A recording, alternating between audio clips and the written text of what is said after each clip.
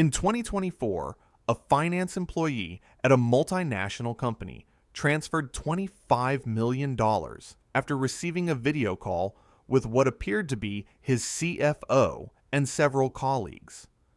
Every person on that call was a deepfake, an AI-generated fake. This wasn't science fiction.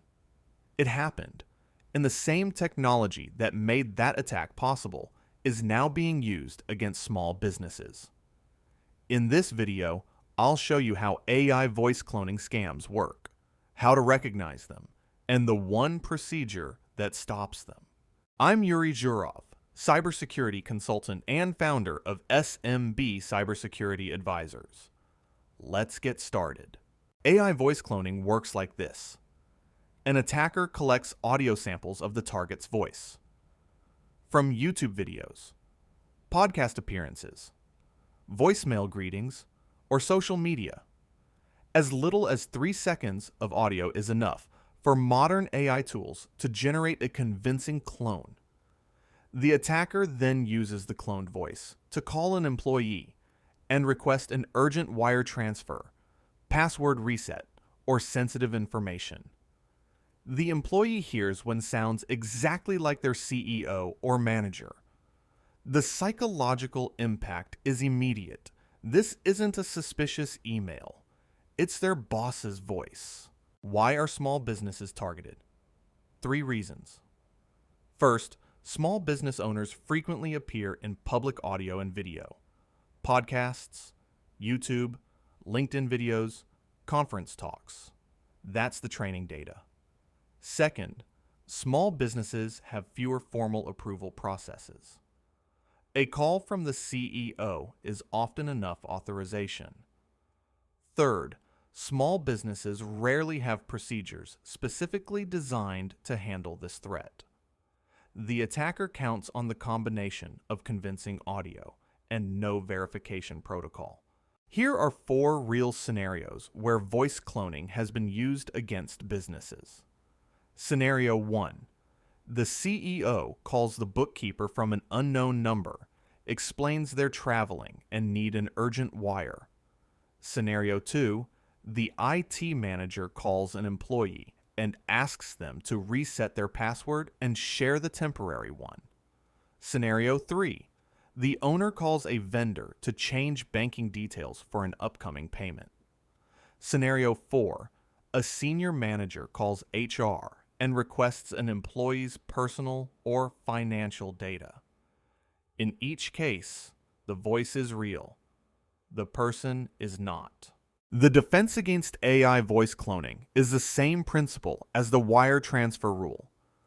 Verification through a separate channel. We call it the code word procedure.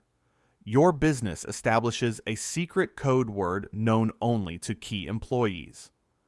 If anyone receives a call requesting money, passwords, or sensitive information, even if the voice sounds exactly like you, they ask for the code word. If the caller can't provide it, the request is denied, and you are contacted through a different channel. The code word costs nothing. It takes 5 minutes to set up, and it defeats the most sophisticated voice cloning attack. How to implement the code word procedure in 3 steps. Step 1. Choose a code word. Make it memorable, but not obvious. Not your company name or your name. Something like a random noun. Lighthouse, copper, window.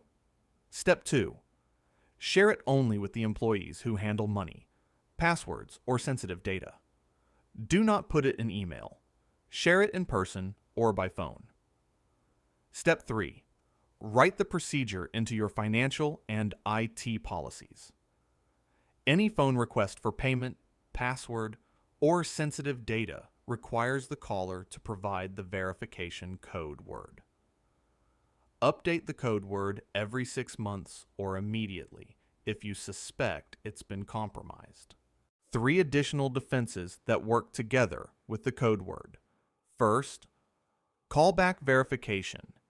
If you receive a suspicious call, hang up and call the person back on their known number. AI voice cloning works in one direction. The attacker can clone outgoing audio, but they cannot intercept your return call. Second, establish a low threshold for suspicion. Train your team that any unexpected request, even from a familiar voice, for money, passwords, or data, is worth a 30-second verification call. Third, limit your public audio footprint. The less audio of you that exists publicly, the harder it is to clone your voice. This doesn't mean stop creating content.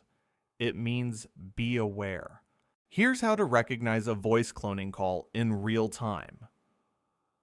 4 warning signs. The call comes from an unknown or blocked number, even though the person identifies themselves as someone you know. There is slight robotic quality, unnatural pauses, or audio artifacts in the voice. The request is urgent and asks you to act before speaking to anyone else. The caller resists or deflects when you ask to call them back on their regular number. None of these signs alone is definitive, but any combination should activate your verification procedure immediately. Chapter 5 of the Free Owner's Handbook covers the wire transfer rule and voice cloning defense procedures, including the code word setup guide and the callback verification template. Download it free at smbsecurityadvisors.com/framework. No registration required. Subscribe for a new video every week. All free. Next up, business email compromise.